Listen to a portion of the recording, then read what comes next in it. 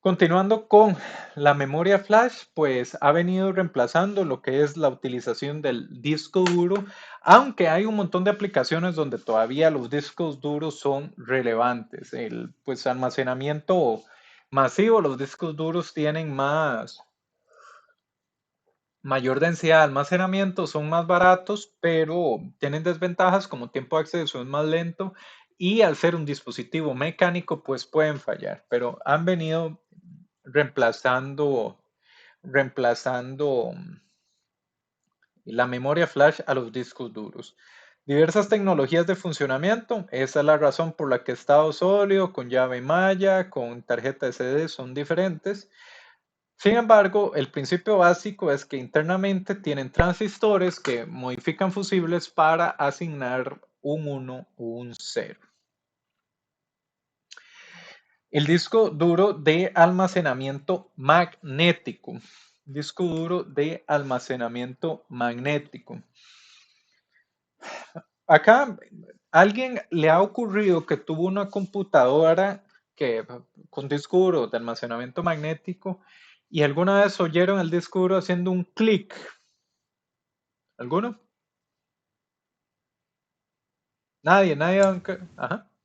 Yo creo que una vez lo escuché, pero pensé que era tal vez como el ventilador o una cosa así. Muy bien. El punto es, ustedes tienen una máquina con un disco duro magnético y oyen constantemente un clic, clic, clic. Magali nos va a poner una referencia. Eso se llama the click of death.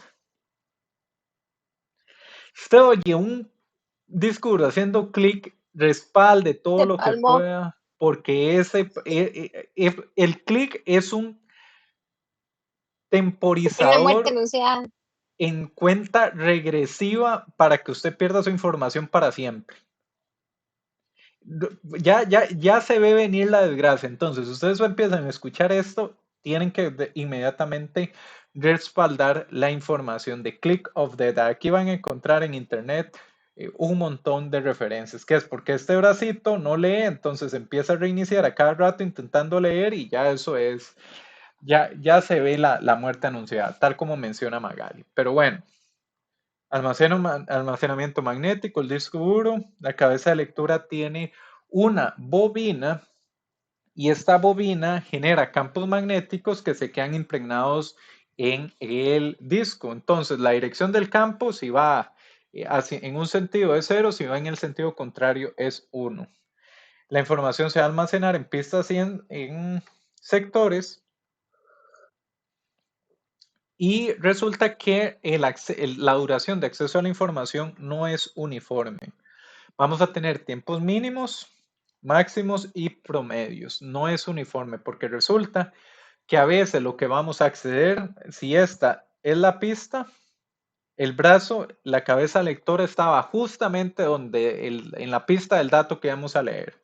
Mientras que a veces puede estar en otra pista bastante lejana. Entonces el brazo se tiene que ubicar y esperar a que el disco duro dé vuelta hasta llegar al pedacito de información que queremos acceder.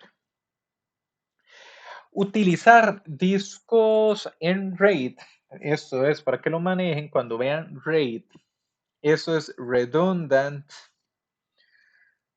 Array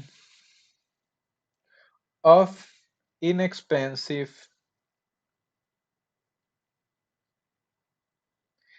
Disks. ¿En qué consiste el RAID? ¿En qué consiste el RAID? Básicamente vamos a tener un sistema que va a tener redundancia, porque resulta que los discos duros tienen la terrible maña de fallar. Y cuando fallan, si usted tiene información importante, pues esa información se pierde. Entonces, ¿qué es lo que se hace? Voy a hablarles del esquema RAID 1, donde básicamente tenemos un disco de 1 tera, un disco de 1 tera, y estos funcionan en espejo. Los dos se ven como un disco de 1 tera. Hay redundancia de la información. Lo que quiere decir que si un disco muere, no se pierde la información porque él estaba respaldado en un disco duro gemelo. Ahí existen varios tipos de RAID. En bases de datos se utiliza RAID 5, que más adelante puedo mencionar cómo funciona, pero este es el concepto básico. Vamos a tener redundancia de la información teniendo múltiples discos para almacenarla. Entonces, este es el tema de RAID. Con esto finalizo lo que son tecnologías de memorias.